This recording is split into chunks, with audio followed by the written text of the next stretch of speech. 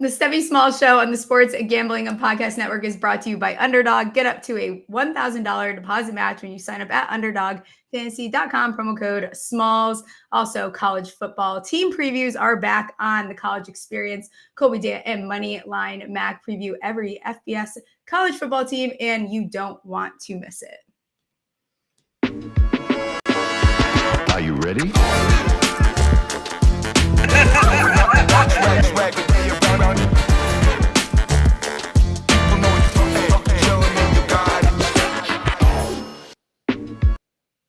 I was going to say happy hump day, but it is not hump day. It is Monday. Happy Monday, everyone. Welcome back to the Stephie Smalls Show.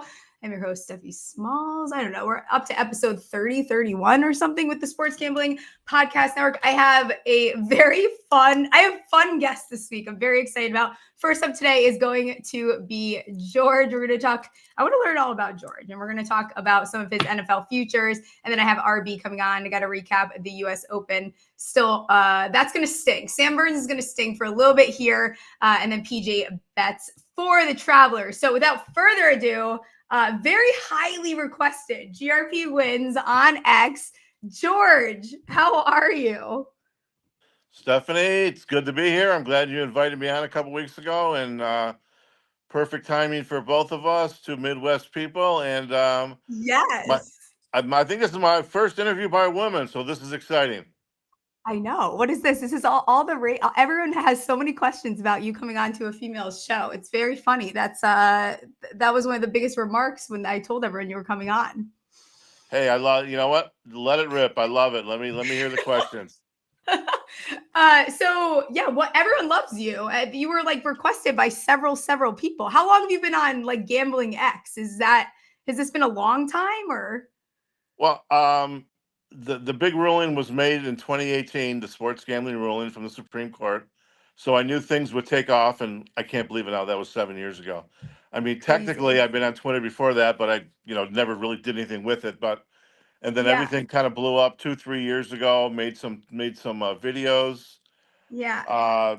Just did a whole bunch of different things, and everything everything's exploded the last 2-3 years. But I've been promoting myself since 2018, which was 7 years ago when the big ruling came down. Crazy. Yeah. And I think what you do so well in that a lot of the space lacks is authenticity. So you're basically just doing these videos and it's just George. Like, there's nothing else to it. There's no frills. It's just straight to the point.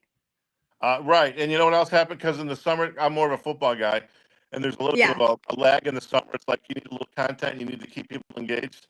So about a year ago, I decided to do my my food pictures, and and I just do my ham off the bone.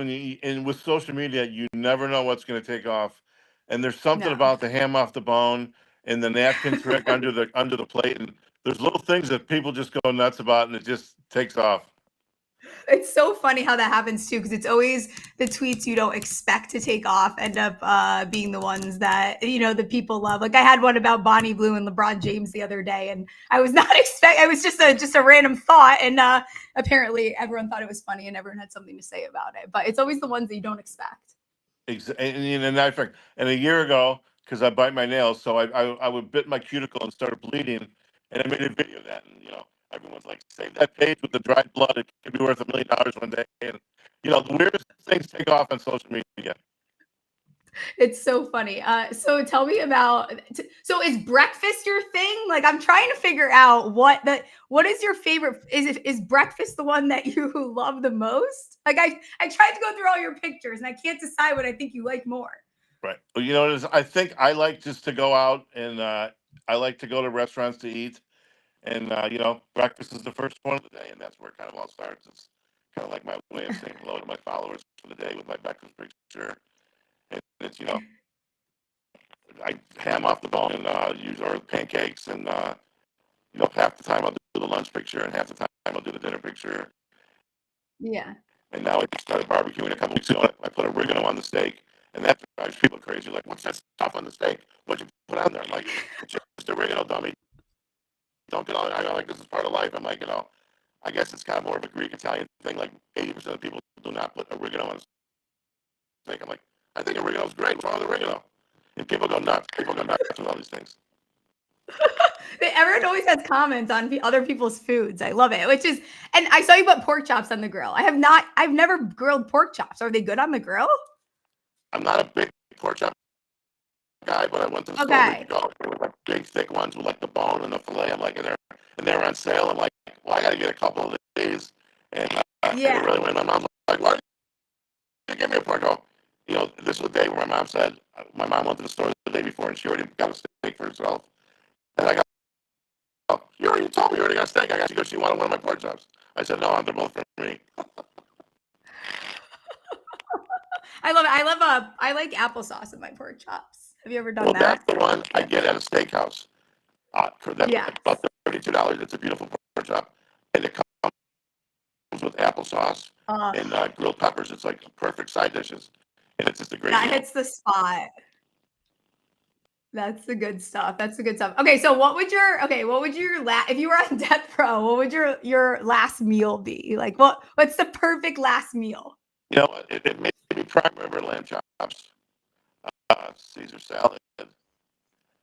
Good choice. Probably a double baked potato, stuff like that.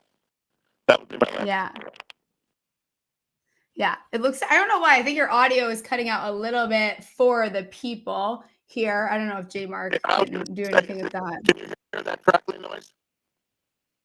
You're a little choppy for me. I for some reason can understand what you're saying, but apparently the chat cannot. I don't know. It must be. I think it's my phone. It's only a year old. 14 old. I'm just gonna have to get a new one. This is crazy. Yeah, probably. All right. Well, listen. I don't want to hold you up too much. I took a peek at some of your NFL futures. Did you add anything to the notebook so far, to your paper list? Yes, this fiscal year started just after the draft ended. Okay. And my big position is Dan Campbell, coach of the year for Detroit. Basically, I have him at an average price of about 34 to 1, and I have about $600 total. So I would win a little more than $50,000 if Dan Campbell is coach of the year. So that's my big position, without a doubt. Yeah, it's funny. I actually had already placed that bet before I saw it on your list there. You got a better number than me. Maybe that's because I'm a girl. I don't know. So maybe we're not shocked there, right? Is that what it is, George? No. So I think a lot of people are overreacting to the Lions in general. I think that they lost some coordinators here and there. But listen, I think Dan Campbell and this team are going to surprise people somehow, but it shouldn't be a surprise.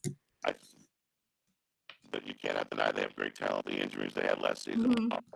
I mean, that was their year to win the Super Bowl. The previous year, they lost to the 49ers in the NFC Championship game. They were all set.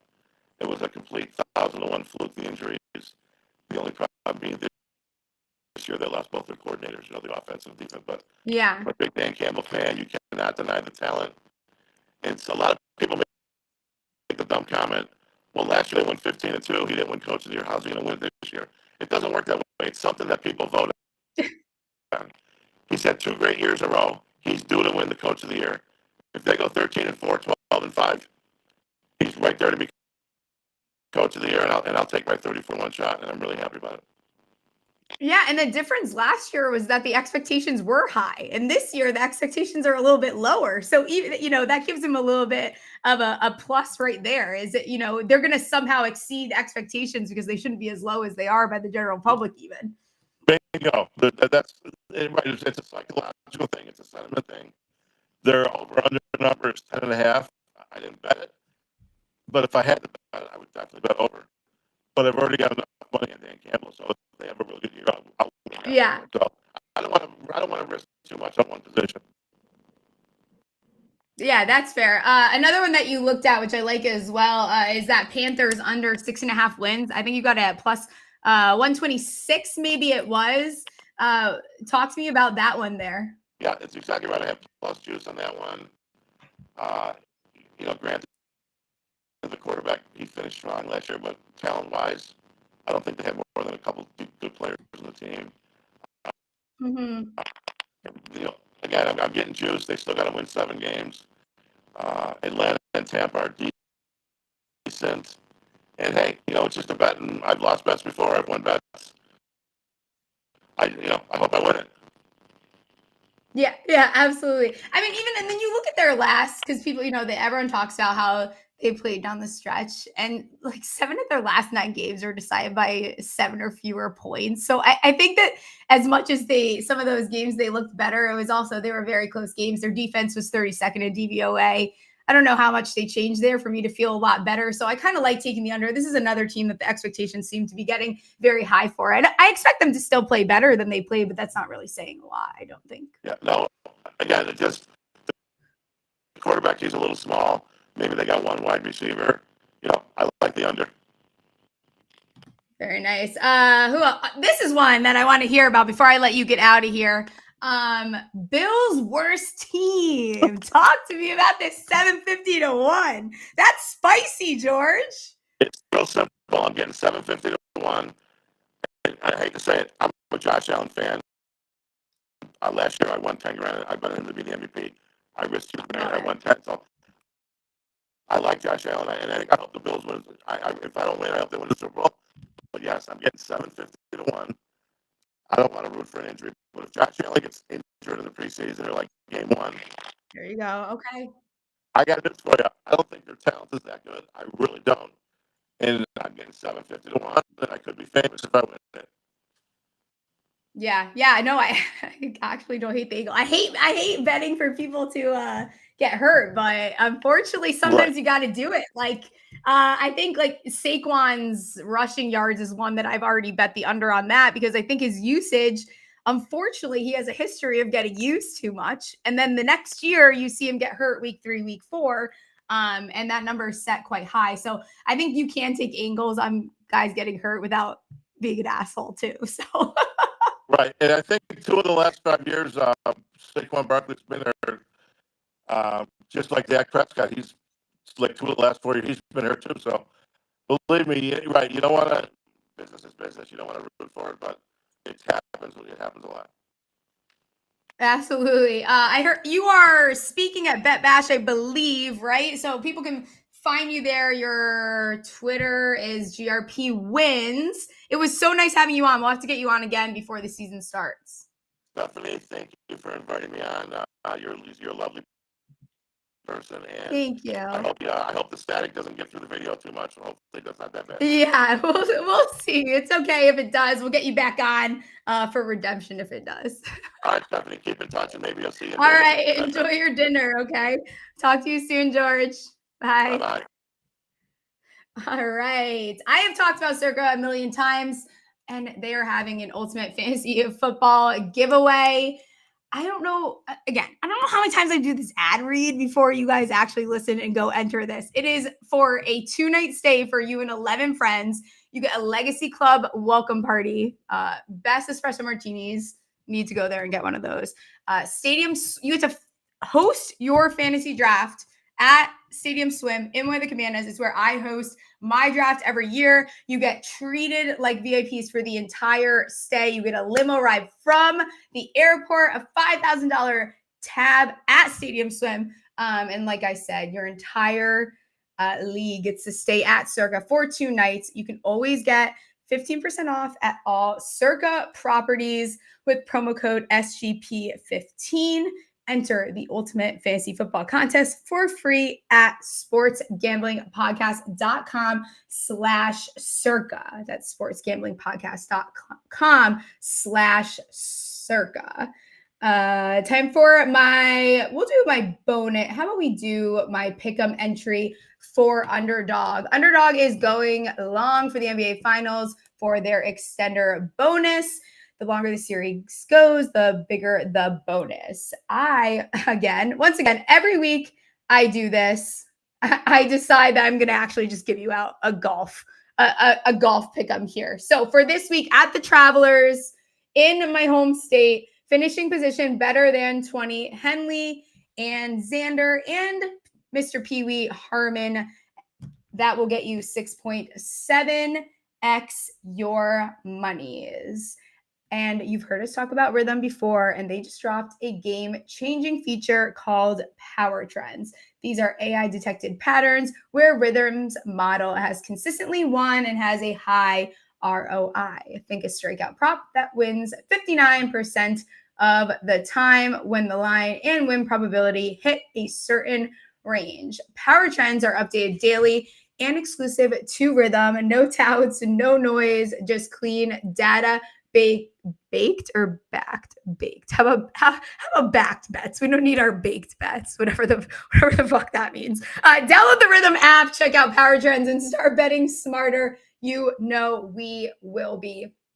Miles Turner over 1.5 3-pointers -106 is a power trend that I like. Obviously, Rhythm likes as well. Rhythm predicts him to have 2. Has a 52% win probability. You can get your 7-day free trial at sportsgamblingpodcast.com/rhythm. I'm not sure if our next guest is here, but maybe Jamar can jump back on with me. Hopefully, guys, was George, how bad was George's audio? Was it as bad as it sounded for me, or was it okay? Oh, you might be muted, Jamar. You might be muted. I am muted. Yeah, I can tell you on my side, it did not sound great. I checked all the settings I could. Okay. Yeah. Okay.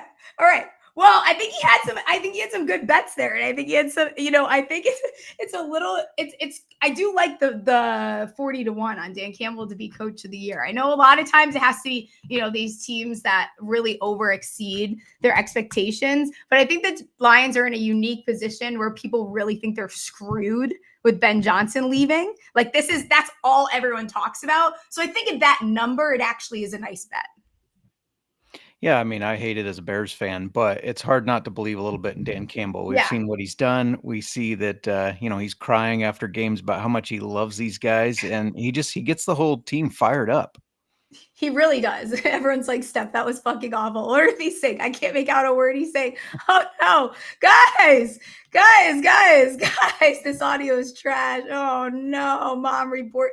Guys, okay. We'll have to get George back on. I'm glad that he came on. Have you placed any futures since I last had you on the show? Is there any futures you've dabbled in? I've been so focused on the end of the UFL and the start of the CFL that I haven't got into them as much. Do you have any bets for the CFL? Is the CFL going on right now? Look at me. The CFL is going on. They just finished week 2. Okay. I saw Matt Corral. Is he in the league? Is that's UFL? Okay. I was like, I saw people complaining about him. Yeah. No. So the CFL, Canadian Football League, it's in week 2, and as of right now, I would fade the Toronto Argonauts in every game until they look better. They look terrible. Even though they were the champions last year, they look terrible. Yeah. Okay, that's fair. Any other bets that you have for those leagues? I feel like I have some Bears bets that I placed that I want to run by you. Yeah, let's hear them. Here. Where is Caleb Williams? We think Caleb Williams is going to take a decent jump here, correct? Yeah, I think he does. I mean, if you look at his efficiency last year, I know they didn't win a lot of games, but his efficiency as far as passing percentage, lack of interceptions, he was very good while being the most sacked quarterback in the league. Now you really revamp that offensive line, especially on the interior, and I think that's going to really help him take that next step. I know a lot of people shit on Caleb Williams. Maybe it's just because he's a Bears quarterback, but I do think he's going to take that next step. They got him some nice weapons as well. I think it's going to be a good year for him. I don't know what my obsession is with the NFC North's win totals, but I am quite obsessed with it. I just think they're a little bit all over the place. Like Detroit right now is sitting at 10.5. They won 15 games. Okay. The Packers 9.5. They won 11 games last year. They really have not had a lot of turnover. For me, that's an easy at plus 100. For me, that feels like a very easy. I don't want to say easy. Nothing's easy, but the over there looks quite nice. The Vikings are sitting at 8.5. They won 14 games. They've improved their roster that already didn't have a lot of holes. The only difference here is you're taking JJ McCarthy and putting him in. to go over the 8.5, I don't think is an unfair, like that seems set. I would probably set that line closer to like a 9.5 there. You've seen what, I think a lot of that is also on top of KOC. And then the Bears is sitting there at 8.5. Any of those stand out to you as far as the win totals are? I mean, if I bet with my heart, it's Bears over Packers under, because fuck the Packers. But the Vikings one is really interesting because I do think Kevin O'Connell is one of the best coaches in the Yeah, he league. is. And he's also interesting for coach of the year because their expectations this year quite a bit lower than last year. If he can continue on without missing a beat, I think they got a chance at going over that, playing for the, like maybe getting in the playoffs again, and him winning coach of the year. I know. And what is it? People are very low on the Vikings every single year. But I don't think people quite realize. And of course, injuries is something that I think as we start talking about NFL futures, it's very easy to forget, like everything is, it sounds one way, but that is discluding any injury that occurs. But this roster right now on paper is very sturdy. Yeah, absolutely. And I know there's some people doubting whether JJ McCarthy can do what Sam Darnold did. I mean, it's wild to compare to what Sam Darnold did when he had a lot of haters before that season. Right. I mean, you're talking about a coach that had Josh Dobbs. He had him 5 days on the team, winning a football game, explaining every play to him right before they ran it. I mean, he's a very smart coach. He can get it done. You also have so many lovely weapons over there. Like not a lot of people, we hear a lot, walking into the best situation as a rookie. I know he's not a rookie, but he is walking into having Justin Jefferson and Jordan Addison and TJ Hawkinson. Like you don't normally get something like that. And they've, beefed up that O-line. They spent a lot of money. I think Kwesi is aware that the drafts have not gone in their favor under him. But he's done a very good job in free agency, kind of addressing what needs to be addressed. Yeah, for sure. That is kind of his high and low, right? He doesn't draft great, but he does develop and get in the free agency, get the guys they need. Absolutely. As far as the Bears, last question on the Bears. I'm not sure if our guest is here yet, but he is. Okay, cool. I'll ask you one last question and then we'll get RB on. So Romo Dunze.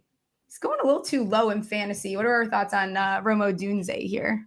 Yeah, I expect him. I mean, he had kind of a disappointing year last year compared to what people thought, but I think he will take a step forward. I mean, you got to realize you go from Matt Eberflus to Ben Johnson. That's a completely different mindset. So, is it? Yeah, right. So, I mean, I think he's going to do very well getting his guys involved. Also in best ball, I love taking Luther Burden towards the very end. Not a lot of people putting eyes on him, but I think he's going to work out of the slot there. And I mean, we've seen Ben Johnson have a lot of success with receivers like Amon-Ra St. Brown out of the slot. Now, I don't think Burden's going to have an Amon-Ra St. Brown type of season, but I do think he's kind of getting slept on. Love it. All right. We'll switch over to golf here now. RB is joining us, who's almost a billionaire, apparently, according to his bio. One of my favorite people actually on Twitter. How's it going? Hey, Steph. How you doing? I'm doing good. Thanks for coming on. I appreciate it. My pleasure. Fun week. Yeah. Well, first, yes, fun last week, but also it should be a fun week. I saw you were recently in my hometown. Is that right? Cleveland, Ohio? Was I? Yes, I was. I just went to a concert. Beautiful. What'd you think? I loved it. Blossom Music Center is awesome. Blossom is great. I've seen everyone from, Dave Matthews to like, I think I saw the Doobie Brothers there, probably some Jimmy Buffett back in the day. Awesome. Yeah, Blossom is great.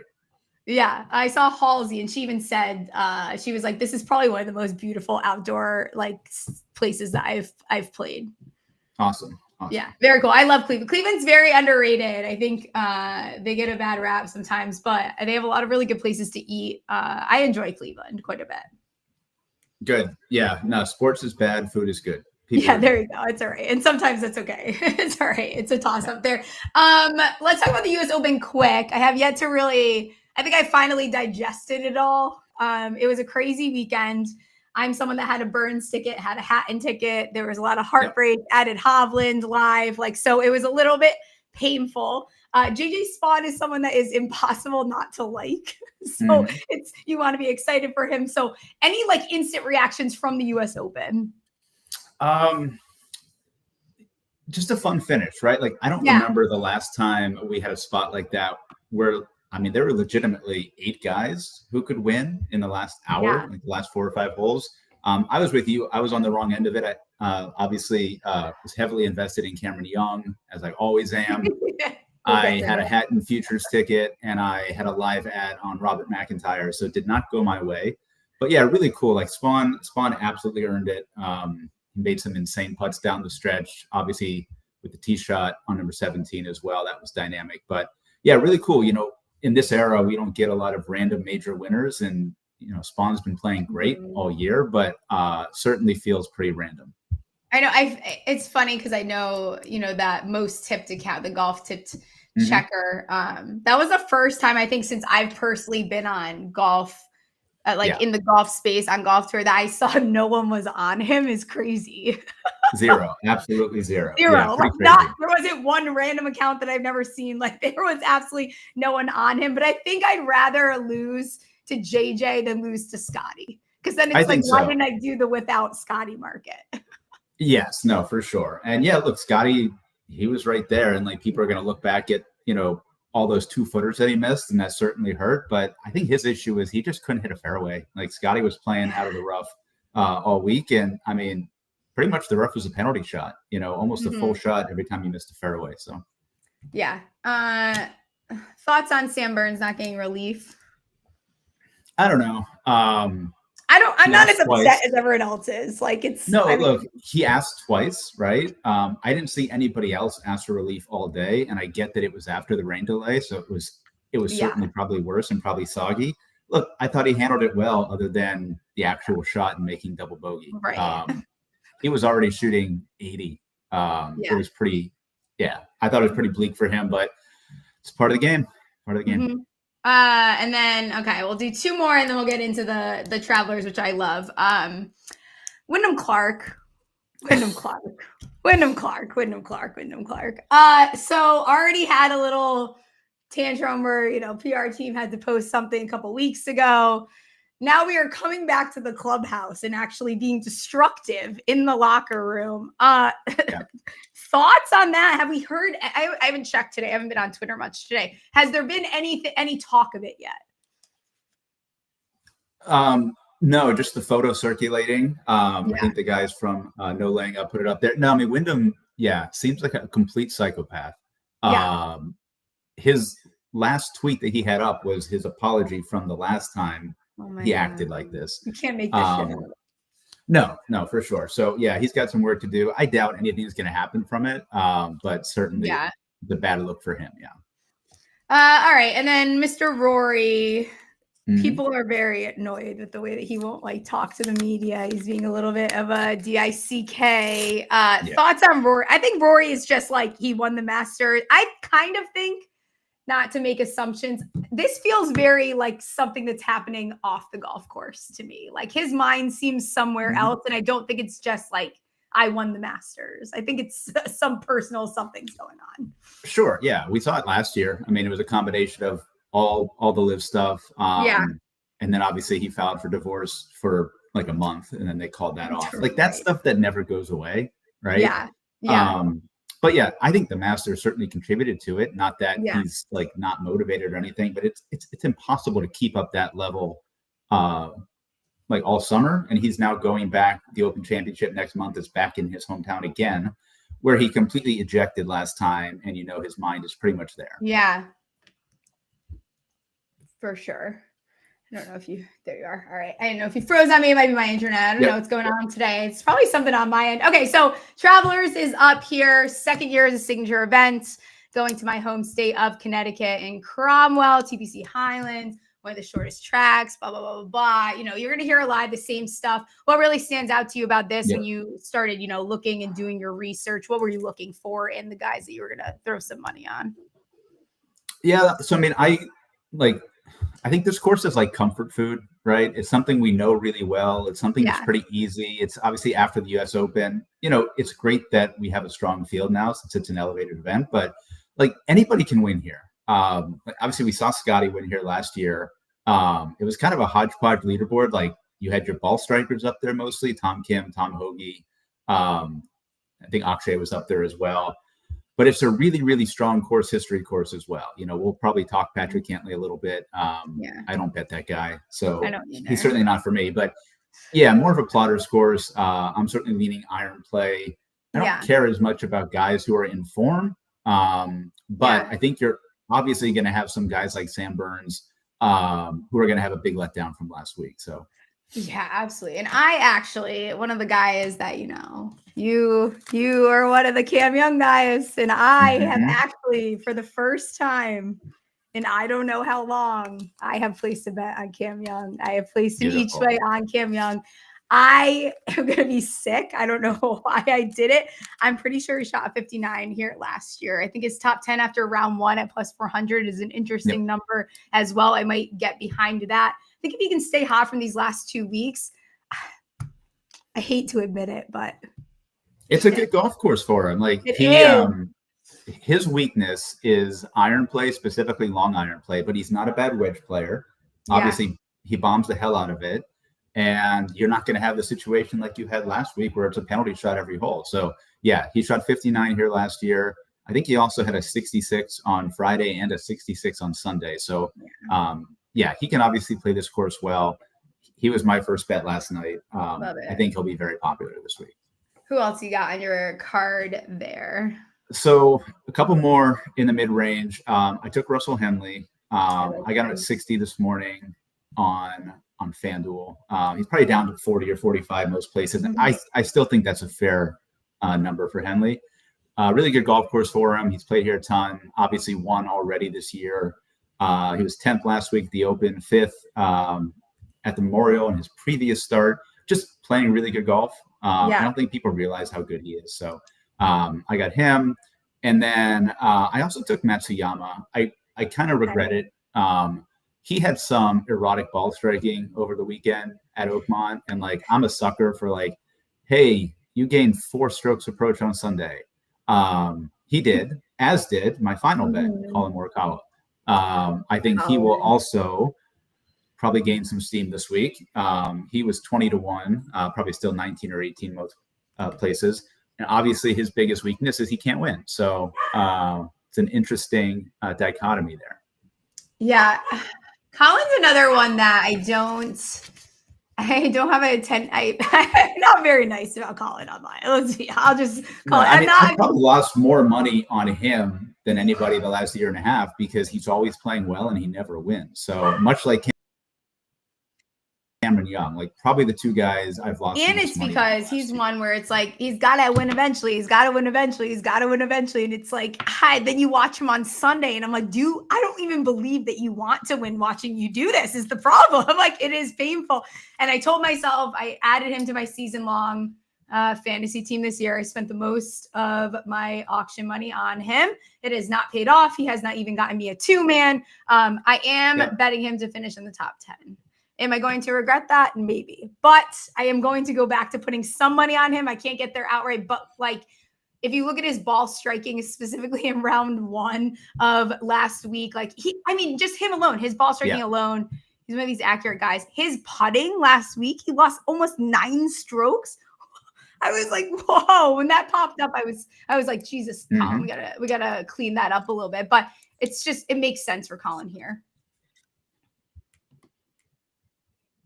Yeah, and as good of a ball striker as he's been, I believe last week at the US Open was his best ball striking week ever in terms of strokes gained approach. So, that certainly tells you where his game's at. And I think that is the number 1 skill he's going to need here. He's played here a couple of times. Yeah. Course history's fine. I just think he's one of the few guys here that he just has a lot to prove. He's obviously fine. He's going to be on the Ryder Cup team. He's going to be in the playoffs. There's no issue there. But I'm sure not winning in 2.5 years is certainly eating him. You mentioned Henley. I like him as well. I kind of wish I pulled the trigger on that number a little bit earlier. He popped in my model. And also, he's whatever off the tee, but you don't really need that here. So that makes me feel a little bit more comfortable too when we go ahead and bet on Henley because that's not his strong suit. But guess what? It doesn't really matter. You're going to see guys, club down out the box there anyways. So I have not bet anything additional as far as outright goes. I have guys on my radar, haven't pulled the trigger yet. I did bet a top 20 on Pee Wee Harmon at plus 210. Talk about course history. He is one of the strongest course histories that you can find amongst this field. Top 10 in the last 4 starts at this course. You can also look beyond the cut and then find more similar finishes there. So he has not been playing well. I'm not going to act like he is, but I like the shot at a top 20, considering he's top 10 in course history in this field. I like that. And I think that's probably the market to play in this week. I mean, with Scott, without Scotty market at the time. So like, I think the top 10, top 20s, or like you mentioned, if you can bet each ways, you know, anybody outside of like 40 to 1 in this field, if you want to bet them, I would just bet the each way.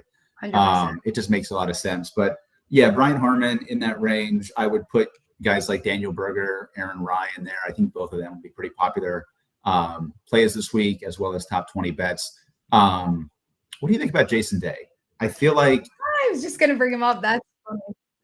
This is a good Jason Day course. He's playing better. I was surprised when I looked back. His course history isn't like great here, but I also think a lot of like my evaluation of Jason Day, when I've even considered him for like this year, is he's just playing some of the best golf that we've seen him play in a while in general. So it's hard for me to like put a lot of value into, you know, his course history at some of these places, because we haven't seen the best golf out of him regardless. Might have froze up here a little bit just to tape cookies here. You might have froze on me there. I also want to bring up Tom Hoge. Why was Tom Hoge so high in my model this week? Give it a second here. I don't know if you want to pop him in and out here, Jay. Maybe not. Maybe not.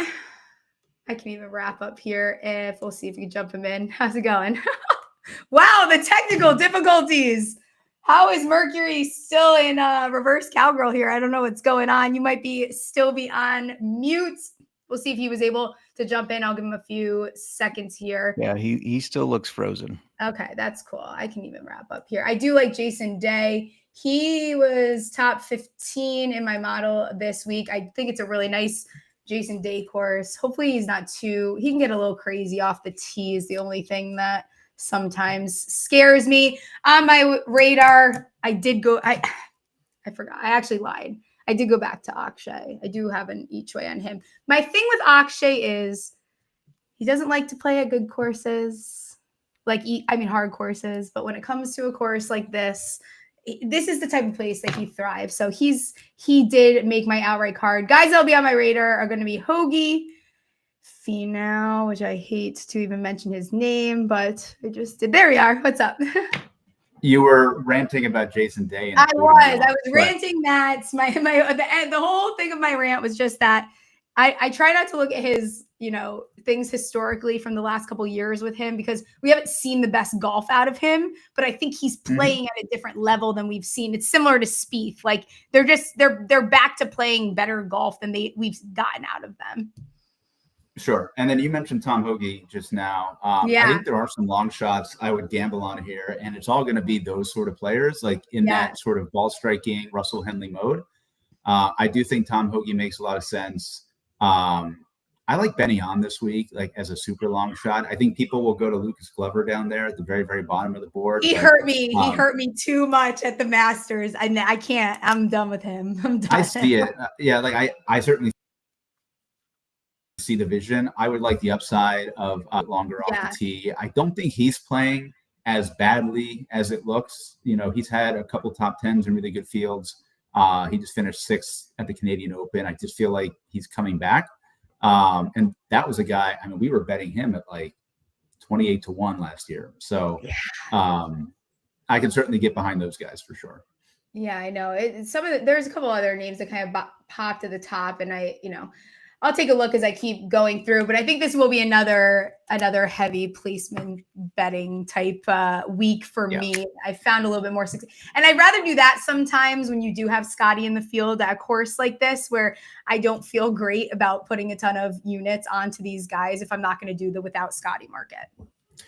Yeah, and like I certainly understand why people do it. And if you can find a good number, sure, it certainly helps. I just those numbers are usually cut by 20 or 30%. And Give me then the each way. I'd rather just see the each way. Right. Yeah. And I don't know what number you bet on the Cameron Young each way, but there was a 66 to 1 this morning. 66. Yeah, that's what I bet. Yeah, like that was a great number, I think, for him. And he's already down to 50 most places. Like that's certainly what I'd be targeting this week. Yeah, absolutely. Is there anyone else like kind of long shotty that you might look at as the week goes on? So Nick Taylor has egregious course history here. Yes, he does. I'm not sure why. Seems like it would fit him really well, but he's kind of done well in these strong events. He had a really rough stretch kind of this summer, but has now gone 4th at the Memorial, 13th in Canada, 23rd at the US Open. I just think he's a better player than everybody else in this range. So both for like these top 20 placement markets and for DFS for that matter, like I just think he's priced at a point where he's just better than all those guys. So I like a Nick Taylor top 20 here too. Absolutely. Yeah. He was up there for me. Obviously, and also played, I think, a little bit better last week than some people are expecting. I'm not saying he played great, but you also do some LPGA betting. They were just in Grand Rapids, actually. Is there anyone for are they doing is it the KP, what is it, KPMG? It's like their PGA championship. There we go. What do you like there for the girls? Yeah, so I typically steal and aggregate my picks from other people. I love it. Do it. But I will say, so on that sort of each way market, Lynn Grant was also 66 to 1 at Rivers this morning. She's probably still there. She's kind of like the Cameron Young of the LPGA Tour, but she does have one win. She won a lot on the Ladies European Tour, bombs it off the tee, kind of all over the place, but like always has that upside that like you're chasing. So like anytime she's over like 45 or 50 to 1, she's like an auto bet for me. So love it. She'd be my favorite. I bet a couple of the Korean girls up there as well. I don't know too much about them. It's a brand new course. This is the new PGA headquarters course, which is in Frisco, Texas, I think. So it's brand new course, but I'm going to ride Lynn Grant this week. I love it. I bet one very long shot just because saw she hold out from like 160 and she was the leader through like going into round 4. Sagstrom 130 to 1 with the each way 6 places. So I actually have an LPGA bet. I'm not saying it's we're good on one. Team Sweden this week. So she's actually a bit of a dog. She won their match play event this year that they do out at Shadow Creek. So she's got winning upside for sure. Yeah. There we go. Let her know where they can find your work, find you on Twitter, and then I'll let you get out of here. I have to get you back on here soon. Yeah, sounds good, because we're going to have to talk Browns and Giants at some point. Oh, yes, we can do that. Two pathetic football franchises. Yeah, but you can find me on Twitter, Arbera427. I'm doing a weekly DFS podcast with Andy Lack on the Inside Golf Network. A lot of great people over there. We cover every sport. I pretty much just do golf, but yes, they run the gamut there with all the sports. So absolutely love it. I will be back on Wednesday. I don't even know what's on the schedule. I'll have to take a peek and let you guys know. Like, rate, review, subscribe, do all the things, and I'll catch you guys on Wednesday. Thanks again. All right. Thanks for having me. Of course.